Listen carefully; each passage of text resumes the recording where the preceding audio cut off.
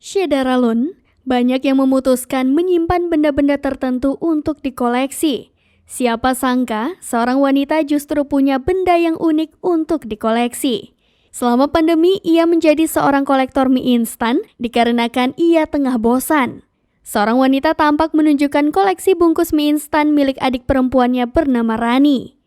Setiap bungkus mie instan ditata rapi di sebuah album berplastik. Bungkus mie instan yang sudah kosong itu juga digunting rapi pada bagian atasnya.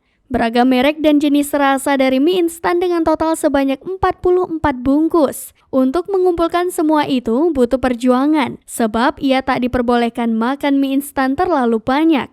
Selain mie instan lokal, ada pula mie instan dari negara lain, mulai dari Korea, Jepang, dan lainnya.